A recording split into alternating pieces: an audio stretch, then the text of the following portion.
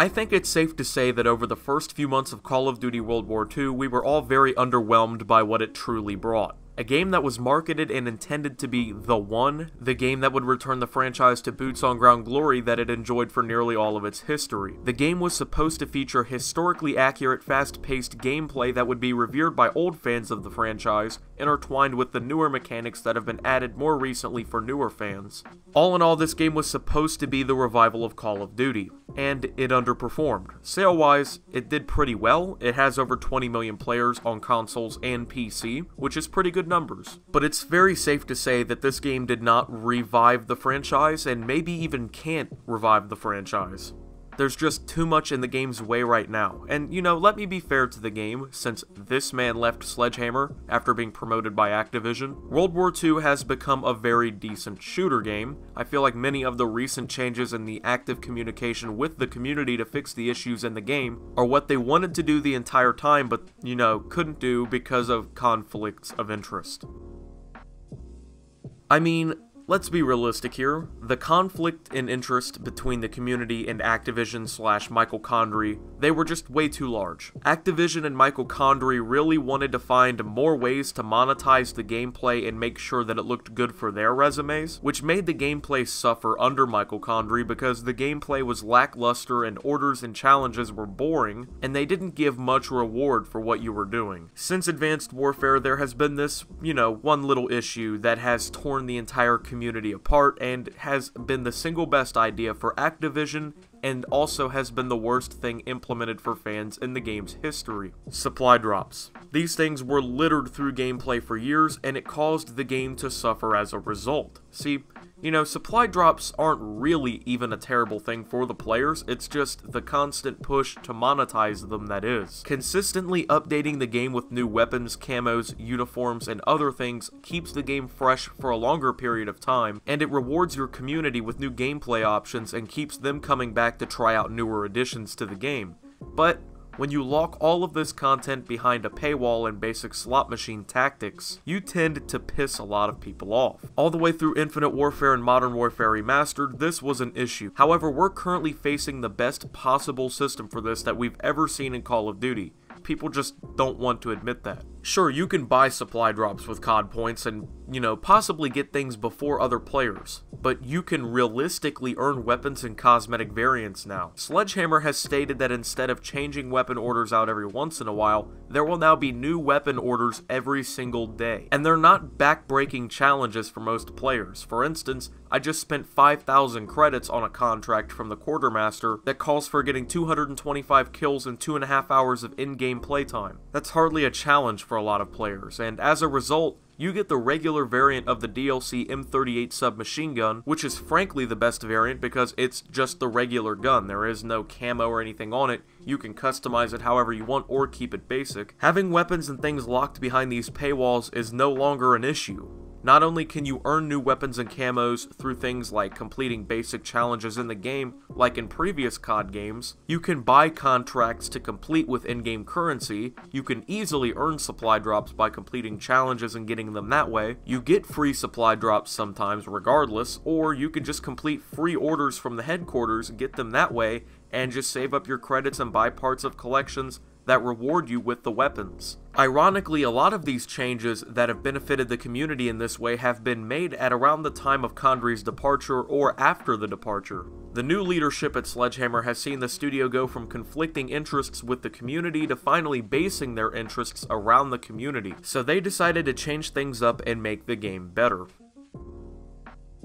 Over the last month, I've really gotten back into this game, not because of anything else than the changes that they've made, okay? They've recently rolled out the biggest update in Call of Duty history. That entirely changed the way the game is played. They added unlimited sprint for everyone while slowing you down just a little bit, taking that away from Airborne. They changed the basic attachments from 2 to 3 and eliminated Primed to allow players more customization without giving up their basic training. Realistically, they've made so many changes to the game that it would be hard for me to really go through all of it without making this video way longer than it should be, so I'm going to go ahead ahead and leave the patch notes for you to read in the description. But not only did they entirely change how the game plays, they've made a bunch of unspecified changes for the community too. You can now prestige your weapons 4 times and earn new challenges towards a golden leopard camo, along with other camos being leaked constantly that will be coming to the game. Blitzkrieg as a basic training might be my favorite addition overall. See, there was an issue in the game from launch in which people who slay in like domination and other game modes couldn't get score streaks very easily because kills are usually worth 50 points in Dom. So what did they do? They added Blitzkrieg, which bases your score streaks as kill streaks. Instead of having to capture objectives, you can now customize this basic training to allow you to earn kill streaks,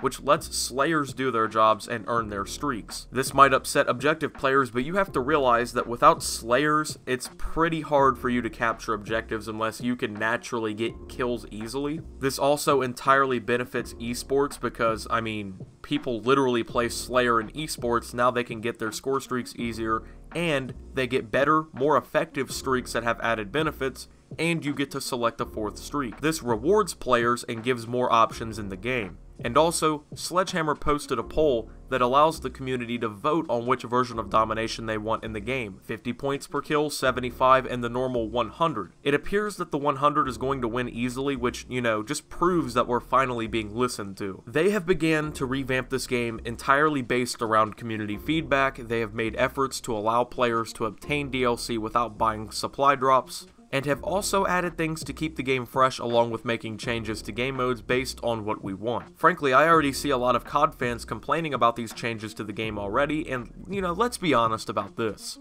If Treyarch had made the same changes to the same game, everybody would be raving over it. I feel like these changes are not welcomed by people based solely on the fact that Sledgehammer is the team developing the changes in the game, and that's not really fair to them. These are good changes, they make the game more enjoyable, and they deserve to be applauded for a change. So here's the point of the video where I answer the question. Can World War II be saved? Absolutely, the game is being saved. The issue isn't that the game isn't able to be fixed. The game has plenty of good changes coming in the future, and has already seen some excellent choices recently that made it better. The issue comes from other games. Fortnite is the biggest game in the world right now, and nobody really saw that game coming to take over like it did. World War II just happened to come out at a time in which there was something about to completely blow up, and it'll likely be suppressed by this for at least the rest of its own life cycle. And then you have Red Dead Redemption 2 launching in October just behind Black Ops 4, that might be an issue, and that's probably the reason that the game will be launching on October 12th instead of early November like previous titles. You know, they're trying to compete with other games. At the end of the day, COD is facing the most competition for their players than ever. Other games have changed the landscape a lot, and it's finally COD's turn to adapt and innovate if they want to stay afloat. World War II is becoming a much better game, and truthfully, it looks like it's becoming the game that it should have been from the beginning. Conflicts of interest in previous leadership have stunted the growth of the game, I feel. Had Michael Condrey not led Sledgehammer when this game released, I feel like the entire game would be looked on way differently than it is now.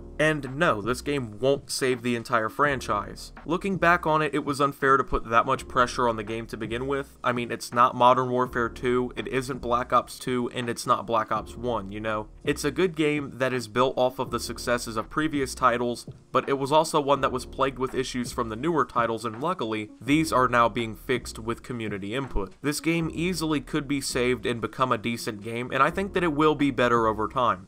But will it suddenly dig COD out of the hole that it was already in? That's unreasonable to say. There's a reason that Modern Warfare 2 Remastered is being rumored, and Black Ops 4 looks to make some much needed changes to release and innovation to help bring the franchise back. It can't be one game to revive a franchise unless it's something like Modern Warfare 2 Remastered.